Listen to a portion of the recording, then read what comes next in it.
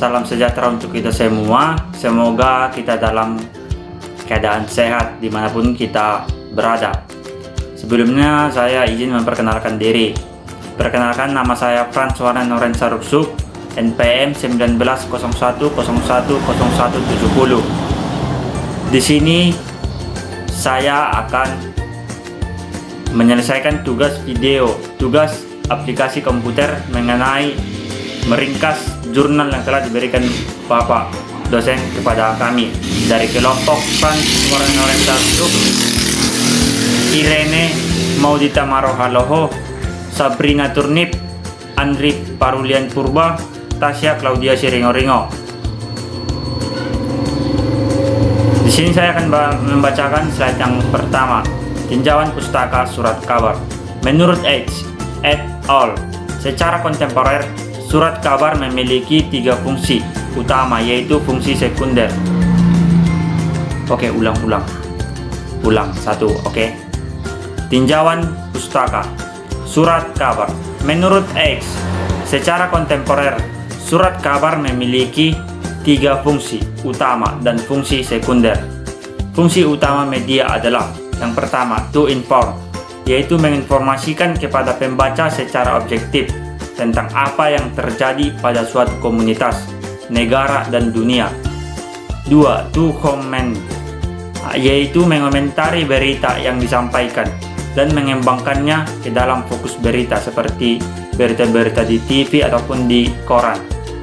Yang ketiga yaitu to provide, yaitu menyediakan keperluan informasi bagi pembaca yang membutuhkan barang dan jasa melalui pemasangan iklan di media, baik itu di media seperti di Instagram, di TikTok, ataupun di Facebook, dan juga di YouTube. Sedangkan fungsi sekunder media adalah yang pertama, untuk kampanye proyek-proyek yang bersifat kemasyarakatan yang sangat diperlukan untuk membantu kondisi-kondisi tertentu. Yang kedua, memberikan hiburan kepada pembaca. Yang ketiga yaitu melayani pembaca sebagai konselor yang ramah, menjadi agen informasi dan memperjuangkan hak.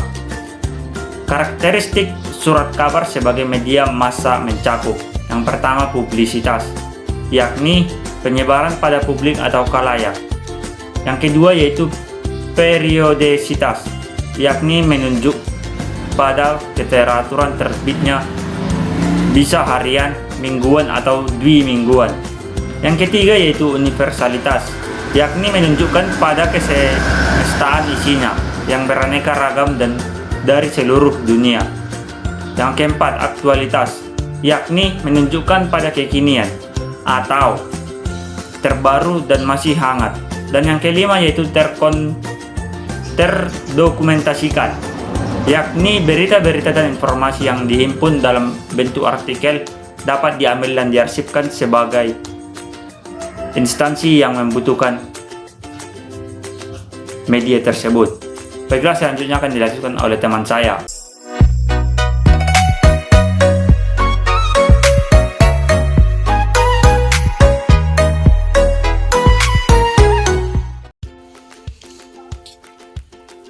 Mainstream media, neomedia, dan perkembangan teknologi komunikasi. Istilah mainstream media atau MSM diciptakan untuk membantu memetakan lanskap media yang terus berubah. Walaupun istilah ini agak elastis, ia biasanya dipakai untuk membedakan bentuk media tradisional dan media yang baru. Dari segi kepemilikan, perusahaan media besar atau misalnya Time Warner, Viacom, Disney, dan sejenisnya adalah MSM. Istilah MSM juga membedakan platform berbasis teknologi. Sedangkan neomedia berawal dari inovasi. Sekarang inovasi di luar mainstream mencakup kategori yang luas. Terkadang tidak jelas seperti media alternatif atau cybermedia atau media yang menggunakan teknologi internet ataupun teknologi digital untuk operasionalnya. Media bawah tanah atau underground dan media teknologi tinggi atau high-tech. Media panas atau hot media dan media dingin atau cold media. Marshall Mcluhan membagi media menjadi 2 jenis, yaitu media panas atau hot media dan media dingin atau cold media. Media panas adalah media yang tidak menuntut perhatian besar dari pendengar, pembaca, atau penonton atau audiens media bersangkutan. Menurut Mensluhan, media panas merupakan komunikasi definisi tinggi atau high definition communication yang menyediakan data sensoris lengkap yang dapat diterima indera manusia. Dalam menggunakan media ini, audiens tidak dituntut untuk menggunakan daya imajinasinya, atau dengan kata lain, sangat sedikit sekali daya imajinasi yang dibutuhkan. Dengan demikian, partisipasi audiens dalam media panas sangatlah rendah karena makna dari informasi yang diterima audiens sudah sangat lengkap dan jelas. Media dingin merupakan media definisi rendah yang membutuhkan partisipasi audiens yang cukup besar. Dengan kata lain, media dingin merupakan komunikasi definisi rendah yang menuntut partisipasi aktif dari penonton, pendengar, atau pembaca.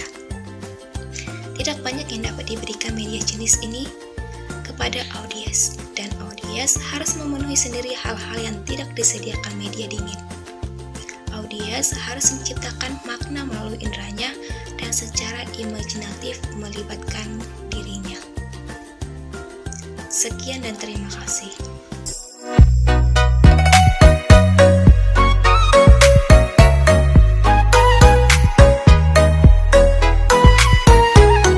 Baiklah, perkenalkan, nama saya Andri Satpulian Purba, NPM 1901010176.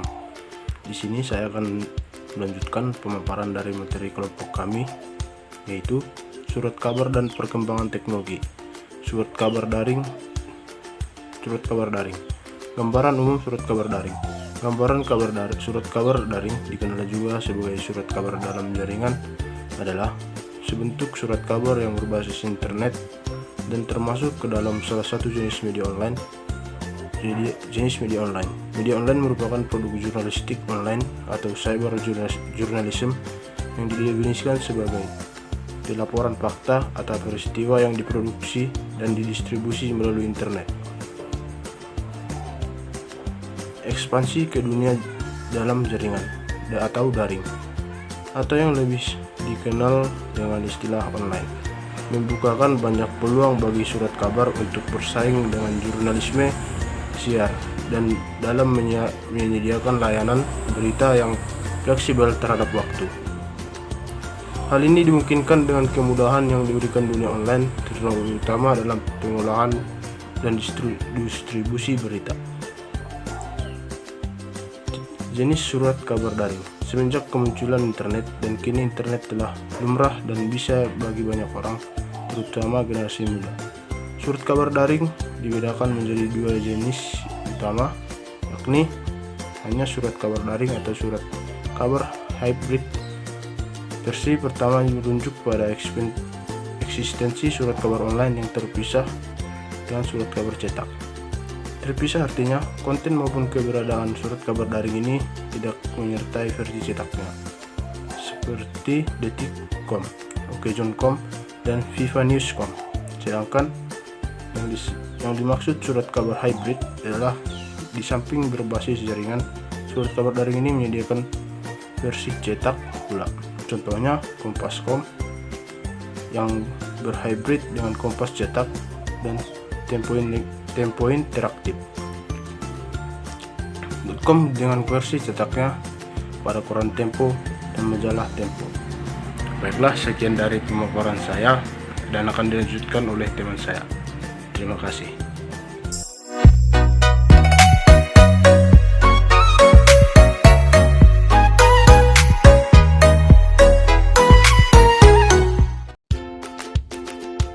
Keunggulan surat kabar daring.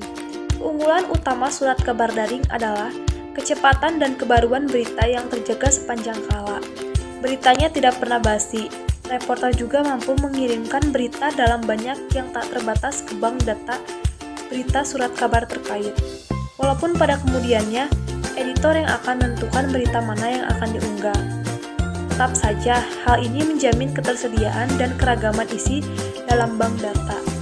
Model daring juga sangat berperan dalam penghematan biaya produksi. Bila pada versi cetak selalu hadir probabilitas eksemplar yang dicetak tidak habis terjual, tidak demikian halnya dengan versi daring.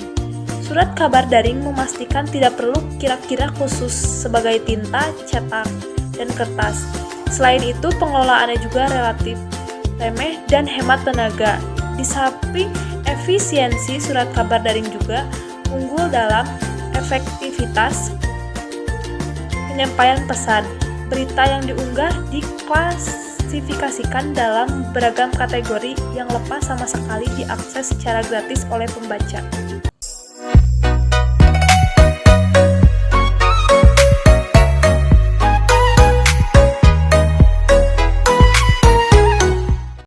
Nama saya Irene Maudi Tamara Haloho, NPM 19010100173, ingin melanjutkan membacakan slide yang ke-9. Kelemahan surat kabar daring. Kecepatan di satu sisi merupakan keunggulan utama berita daring. Namun di sisi pautan kecepatan tak jarang mengabaikan akurasi pemberitaan. Pemberitaan daring sering mengorbankan aspek konfirmasi yang termasuk poin penting dalam karya jurnalistik.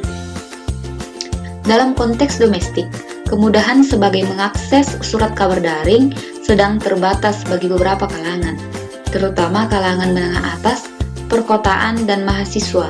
Kondisi sosial ekonomi dan demografi Indonesia belum memungkinkan seluruh lapisan warga memiliki akses yang setara terhadap berita daring. Surat kabar daring Indonesia. 4 fungsi utama media massa yakni berupaya untuk melakukan pengawasan lingkungan, melihat korelasi sosial, memberikan sosialisasi, dan memberikan hiburan menuntut keluasan ruang kebebasan berekspresi. Media di Indonesia dapat menjadi tonggak keempat yang menguatkan pemerintahan setelah eksekutif, legislatif, yudikatif, dan yang menopang keseimbangan jalan sebuah negara. Masyarakat yang semakin akrab dengan teknologi internet menjadi salah satu alasan cepatnya perkembangan surat kabar daring di Indonesia. Kemampuan media ini menyajikan berita secara singkat, cepat, mudah diakses, dan murah menjadi dasar preferensi konsumen surat kabar daring, terutama pada masa krisis seperti bencana alam, kerusuhan, dan kondisi serupa yang membuat situasi berubah dalam hitungan detik. Sekian dari kelompok kami. Jika ada kesalahan kata, kiranya dimaafkan. Sekian dan